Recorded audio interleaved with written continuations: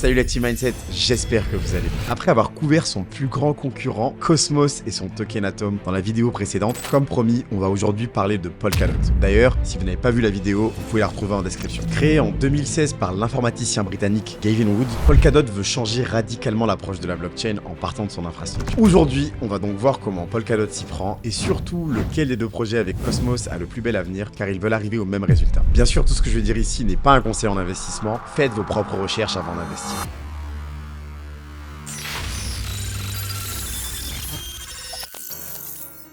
Pour comprendre l'ambition derrière Polkadot, il faut remonter à ses origines. Le projet a donc été lancé par Gavin Wood, qui est un nom que beaucoup d'entre vous connaissent sûrement. Gavin Wood, c'était l'un des cofondateurs d'Ethereum, la deuxième plus grande crypto-monnaie et donc blockchain après Bitcoin. Après avoir quitté Ethereum en 2015, Gavin a fondé la Web3 Foundation et Parity Technologies, qui sont deux entités clés derrière Polkadot. Mais vous vous demandez certainement pourquoi ce départ. Gavin Wood voulait aller au-delà des capacités d'Ethereum et surtout résoudre un problème majeur, l'interopérabilité entre les blockchains. La vision de Gavin pour Polkadot était clair dès le début. Il a envisagé une architecture où différentes blockchains pourraient communiquer entre elles de manière transparente et sécurisée. Pourquoi est-ce que c'est important, vous vous demandez? Imaginez un monde où vous pouvez sans effort envoyer des données ou de la valeur entre les chaînes de blocs complètement différentes comme Bitcoin et Ethereum par exemple, sans aucun intermédiaire. Ça ouvrirait des possibilités immenses pour l'innovation et l'efficacité dans l'écosystème des cryptos. Polkadot se décrit donc lui-même comme l'internet des blockchains. Si vous avez suivi la vidéo sur Cosmos, vous vous rendez compte qu'elles utilisent exactement le même surnom. Mais elles sont finalement assez différentes dans leur approche et on y reviendra plus tard. Le principal défi que Polkadot cherche à surmonter est l'interopérabilité. Dans l'état actuel des choses, la majorité des blockchains fonctionnent en silos, isolés les unes des autres. Polkadot veut changer cela en permettant une interaction beaucoup plus fluide.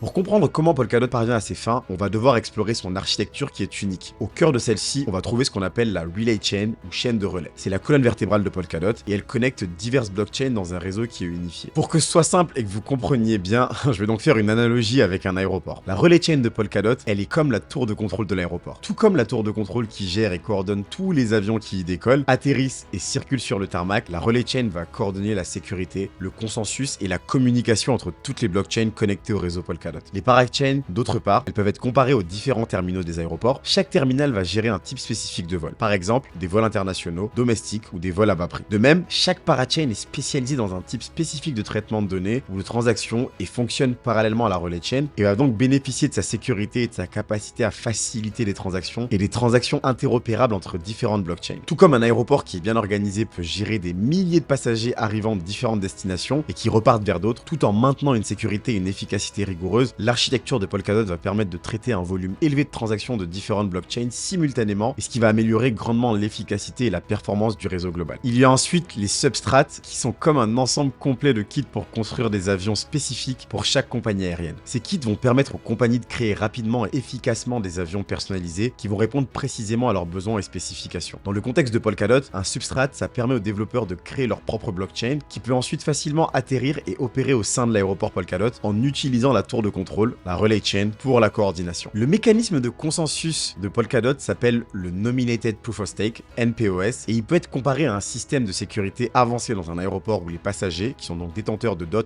dont on va parler plus tard, vont choisir des agents de sécurité spécifiques, des validateurs, pour surveiller et sécuriser l'aéroport. Ces agents vont être chargés de maintenir l'ordre et de s'assurer que toutes les opérations se passent sans problème, de la gestion des départs des avions à leur atterrissage, et ça va renforcer ainsi la sécurité globale de l'aéroport. Enfin, il y a les bridges, ces ponts qui vont permettre de connecter les blockchains entre elles. Les bridges dans Polkadot vont agir comme des passerelles internationales dans un aéroport qui vont permettre aux voyageurs, les actifs numériques, de passer facilement d'un pays, la blockchain, à un autre. Ces passerelles vont aider à connecter l'aéroport Polkadot avec d'autres grands aéroports internationaux tels qu'Ethereum et Bitcoin et vont faciliter un transit fluide des passagers sans passer par des procédures douanières compliquées, les échanges centralisés. Ça permet une circulation transparente des actifs entre différentes blockchains, tout comme les passerelles internationales vont faciliter les voyages internationaux entre pays.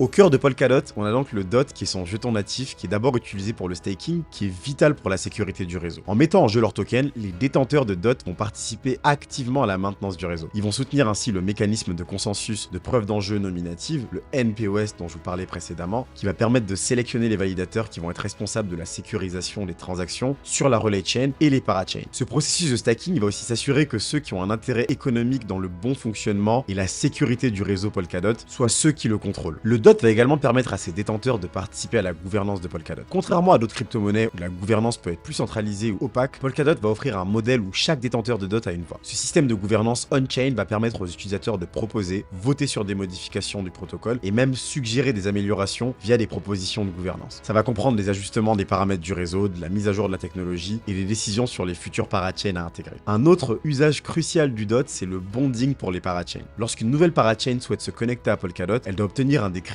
qui est disponible via une enchère. Les projets doivent bloquer, donc bond, une certaine quantité de DOT pour sécuriser un créneau. Ça va garantir que seuls les projets qui sont sérieux et soutenus par une communauté suffisante vont pouvoir exploiter les ressources de la relay chain. Ces DOT sont restitués au projet une fois la durée du créneau expirée, sauf si le projet est renouvelé ou étendu. La structure de gouvernance de Polkadot, elle est conçue pour être incroyablement démocratique et inclusive, et elle montre la philosophie décentralisée de la blockchain. Elle va inclure plusieurs mécanismes. Le conseil de gouvernance, qui est une entité qui est élue, qui propose des changements majeurs et agit comme un modérateur pour les propositions soumises par la communauté. Les assemblées générales, où tous les détenteurs de DOT peuvent voter sur les propositions majeures, ajuster les paramètres du réseau ou même voter sur les mises à jour protocolaires importantes. Il y a enfin les référendums publics qui vont permettre à la communauté de voter directement sur les propositions et assurer que le développement du réseau reste aligné avec les intérêts de la communauté globale.